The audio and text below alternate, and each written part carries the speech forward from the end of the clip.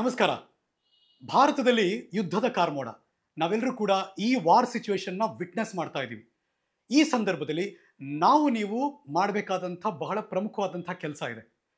ಭಾರತ ಸರ್ಕಾರದ ತುರ್ತು ರಕ್ಷಣೆ ಹಾಗೂ ನಾಗರಿಕರ ಸುರಕ್ಷತೆಗಾಗಿ ಅಂದರೆ emergency rescue and civilian safety preparations ಮಾಡಲೇಬೇಕು. ನೀವೇನಾದರೂ ಐಫೋನ್ ಯೂಸ್ ಮಾಡೋರಾಗಿದ್ದರೆ ಅಥವಾ ಆಂಡ್ರಾಯ್ಡ್ ಫೋನ್ ಯೂಸ್ ಮಾಡೋರಾಗಿದ್ದರೆ ನೀವು ಈ ಸೆಟ್ಟಿಂಗ್ಸ್ನ ಮಾಡ್ಕೊಳ್ಳೇಬೇಕು. ಆ ಸೆಟ್ಟಿಂಗ್ಸ್ ಹೇಗೆ ಮಾಡ್ಕೋಬೇಕು ನಾನು ನಿಮಗೆ ತಿಳಿಸ್ಕೊಡ್ತೀನಿ. ಈ ವಿಡಿಯೋನ ನೀವು ಸೇವ್ ಮಾಡ್ಕೊಳ್ಳಿ ಮತ್ತು ನಿಮ್ಮ ಆತ್ಮೀಯರಿಗೆ ಖಂಡಿತವಾಗ್ಲೂ ಕಳಿಸ್ಕೊಡಿ, ಅವ್ರಿಗೂ ಯೂಸ್ ಆಗುತ್ತೆ. ಮೊದಲಿಗೆ ನೀವು ಐಫೋನ್ ಯೂಸ್ ಮಾಡೋರಾಗಿದ್ದರೆ ಮೊಬೈಲ್ ಓಪನ್ ಮಾಡ್ಕೊಳ್ಳಿ. ನಾನು ಹೇಳಿರೋ ಸೆಟ್ಟಿಂಗ್ಸನ್ನು ನೀವು ಆನ್ ಮಾಡ್ಕೊಳ್ಳೇಬೇಕು. Let's go. ನಿಮ್ಮ ಐಫೋನ್ ಮೊಬೈಲ್ನಲ್ಲಿ ಸೆಟ್ಟಿಂಗ್ಸ್ಗೆ ಹೋಗಿ, ಅಲ್ಲಿ ನೋಟಿಫಿಕೇಷನ್ ಇರುತ್ತೆ. ನೋಟಿಫಿಕೇಷನ್ ಮೇಲೆ ಕ್ಲಿಕ್ ಮಾಡಿ. ಅದಾದಮೇಲೆ ನೆಕ್ಸ್ಟ್ ವಿಂಡೋದಲ್ಲಿ ಫುಲ್ ಸ್ಕ್ರಾಲ್ ಡೌನ್ ಆಗಿ ಟು ದ ಬಾಟಮ್ ಕೆಳಗಡೆ ಗೌರ್ಮೆಂಟ್ ಅಲರ್ಟ್ಸ್ ಅಂತ ಇರುತ್ತೆ. ಅಲ್ಲಿ ಕೆಳಗಡೆ ಟೆಸ್ಟ್ ಅಲರ್ಟ್ಸ್ ನೀವು ನೋಡ್ತಿರ್ತೀರಾ.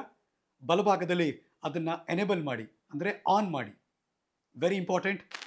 ಇದು ಐಫೋನ್ದಾಯಿತು. ಇನ್ನು ಆಂಡ್ರಾಯ್ಡ್ ಮೊಬೈಲ್, ನೀವೇನಾದರೂ ಆಂಡ್ರಾಯ್ಡ್ ಮೊಬೈಲ್ ಯೂಸ್ ಮಾಡ್ತಾ ಇದ್ರೆ ನೀವು ಕೂಡ ರೆಡಿಯಾಗಿ ಸೆಟ್ಟಿಂಗ್ಸ್ ಹೇಗೆ ಮಾಡ್ಕೋಬೇಕು ಅಂತ ನಿಮಗೆ ತಿಳಿಸ್ಕೊಡ್ತೀವಿ. ನಿಮ್ಮ ಆಂಡ್ರಾಯ್ಡ್ ಮೊಬೈಲಲ್ಲಿ ಸೆಟ್ಟಿಂಗ್ಸ್ಗೆ ಹೋಗಿ, ಅಲ್ಲಿ ಸೇಫ್ಟಿ ಆ್ಯಂಡ್ ಎಮರ್ಜೆನ್ಸಿ ಅದನ್ನು ಕ್ಲಿಕ್ ಮಾಡಿ. ನೆಕ್ಸ್ಟ್ ವಿಂಡೋಗೆ ಹೋಗ್ತೀರಾ.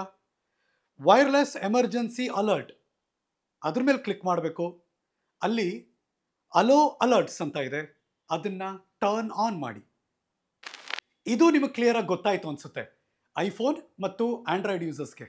ಇಷ್ಟೇ ಇಲ್ಲ, ನೀವು ಮಾಡಬೇಕಾಗಿರೋಂಥ ಇನ್ನೊಂದು ದೊಡ್ಡ ವಿಚಾರ ಇದೆ. ಅದು ಸೈಬರ್ ಅಟ್ಯಾಕ್ ಆಗಬಹುದು ಅನ್ನೋ ಅಲರ್ಟ್ ಕೂಡ ಇದೆ. ಇದಕ್ಕೇನು ಮಾಡಬೇಕು? ಯಾವುದೇ ಅನಾಮಧೇಯ ಕರೆಗಳು ಬಂದರೆ ರಿಸೀವ್ ಮಾಡಬೇಡಿ. ಯಾವುದೇ ಅನಾಮಧೇಯ ಮೆಸೇಜ್ ಬಂದರೆ ಅದನ್ನು ಓಪನ್ ಮಾಡಬೇಡಿ. ಯಾವುದೇ ಅನಾಮಧೇಯ ಲಿಂಕ್ ಬಂದರೆ ಅದನ್ನು ಕ್ಲಿಕ್ ಮಾಡಲೇಬೇಡಿ. ಸಪೋಸ್ ನಿಮ್ಗೆ ಎಲ್ಲೇ ಯಾರ ಮೇಲೂ ಡೌಟ್ ಬಂದರೆ ನಿಮ್ಮ ಜವಾಬ್ದಾರಿ ಏನಪ್ಪ ಅಂದರೆ ನೇರವಾಗಿ ಹೋಗಿ ಸೈಬರ್ ಕ್ರೈಮ್ ಡಿಪಾರ್ಟ್ಮೆಂಟ್ಗೆ ಕಂಪ್ಲೇಂಟ್ ಕೊಡಿ. ಇದು ನಿಮ್ಮೆಲ್ಲರ ಜವಾಬ್ದಾರಿ. ಈ ಸಂದರ್ಭದಲ್ಲಿ ಒಬ್ಬ ಭಾರತೀಯ ನಾಗರಿಕರಾಗಿ ಈ ಜವಾಬ್ದಾರಿಯನ್ನು ನಾವು ಮಾಡಲೇಬೇಕು. ಜೈ ಹಿಂದ್.